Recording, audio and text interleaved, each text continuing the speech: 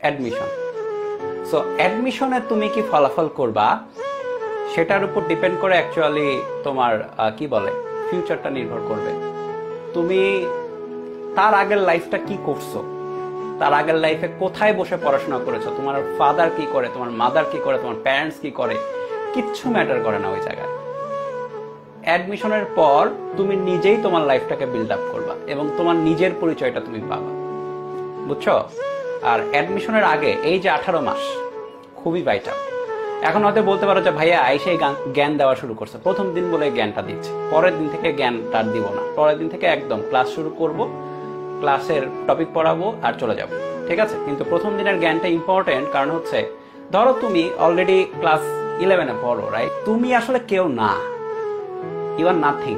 তুমি 11-এ পড়া একটা স্টুডেন্ট মাত্র, বুঝছো? তোমার প্যারেন্টস কি করে ওটা ম্যাটার না, তোমাকে কিছু একটা হইতে হবে। হওয়ার জন্য তোমাকে এই জায়গাটা ভালো মতো পার করতে হবে, আর এই জায়গাটা ভালো মতো পার করার জন্য তোমার এখন থেকে শুরু করতে হবে। যারা এই জায়গাটা ভালো মতো পার করে তারা কেউ এমন না যে এই 4-5-6 মাসে জাদু কইরা খুব ভালো চান্স পাওয়া যায়, এমন না।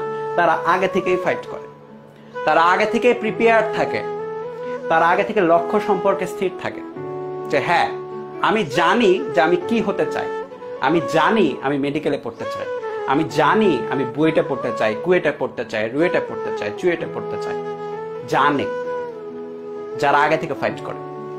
সো তোমার মনের মধ্যে যদি এখন কোনো দ্বিধা থেকে থাকে যে আমি কি করব, এইচএসসির পরে দেখা যাবে, 1 নাম্বার কথা বলবো যে আগে ফিগার আউট করো তুমি কি হতে চাও, তারপর সেই অনুযায়ী তুমি পড়াশোনা করো।